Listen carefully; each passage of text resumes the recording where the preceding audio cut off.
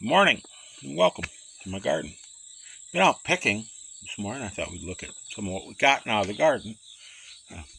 First, bell peppers are coming in. A lot of small ones. This here is mostly smaller bell peppers. Not particularly happy with them. I know they can do better, but we're in a drought. We got that pailful there and nice little summer squash. Another few more. Yeah, fair size. Some of them are fair size. Getting a few that are decent enough. This is kind of about what I shoot for a minimum is this size, but and bigger. But in a drought, take what we get and not complain.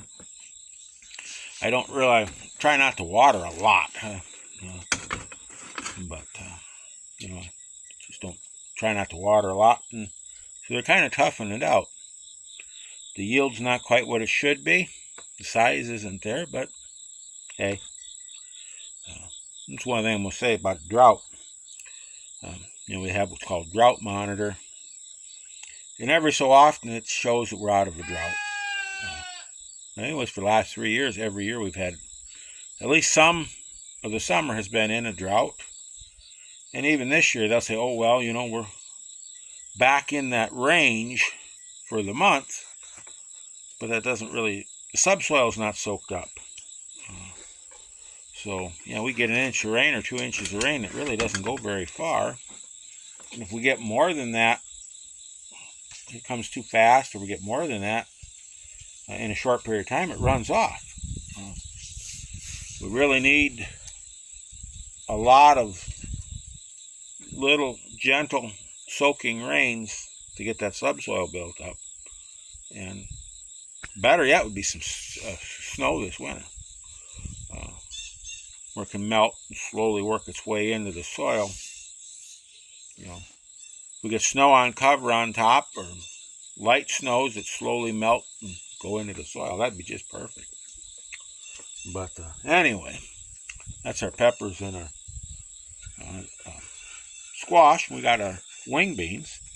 They've really been coming in good this year, these wing beans. And we got a little bit of okra down the bottom of the bowl here. Be like this. There's maybe 20 pods of okra like that down there, but still, it's these wing beans. It's one of my favorite vegetables, and I've got about 60 meals of them put away.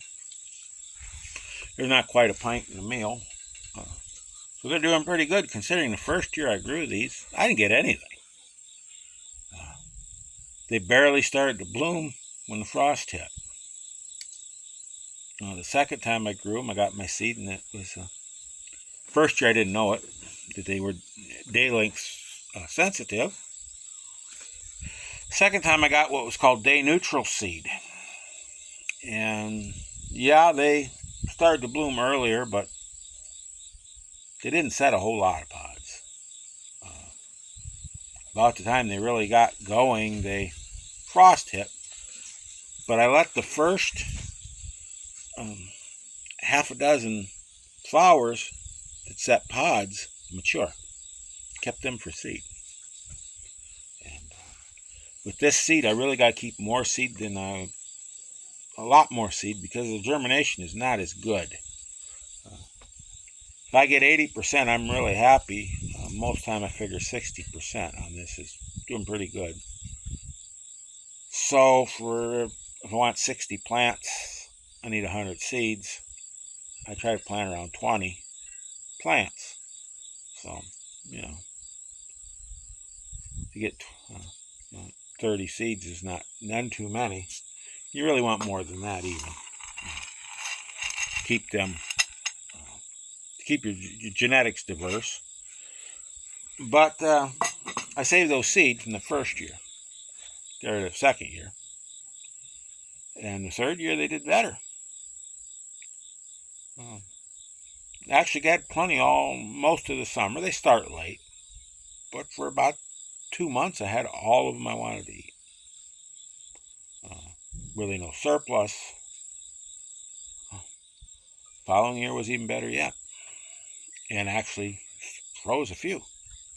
And now this year, it's every 3-4 days. This is a light picking. If I would have watered them, I'll get two bowls like this full of them. If I had watered, I'll probably put the water on this evening or tomorrow morning. But had I watered them after I picked them last time, I'd get 2 bowls like this. But it really makes a big difference in how they produce. But like I said, we let them go for seed. And this is how the pod, you open them up and you can see each one of these little was a seed. One row, this is a seed all the way down these. Just a seed in the middle like you do with a bean, but there's right down there. Each one of them little pockets had a seed in it. In that pod, some of them will have an empty cell once in a while, but so you get a lot of seeds out of a pod. You don't take a whole lot, but you let them mature on the plant like that, and they get dry, and you bring them, you crack them. Those don't crack easy. And you get your seed, and this is what your seed looks like. They look like little soybeans. And we want to dry these, make sure they're good and dry, and we'll put them up for next year. These seed can be ground into a flour and be consumed. But we keep them for planting. Don't ever seem to get it too many. And when we plant these, we soak them in warm water overnight and then plant them. You can nick the seed coat a little bit because that's the problem. These have such a hard seed coat that a lot of times they just can't get moisture enough to germinate. So anyway, y'all have a wonderful day. Go out there, get those hands dirty, and above all, keep growing.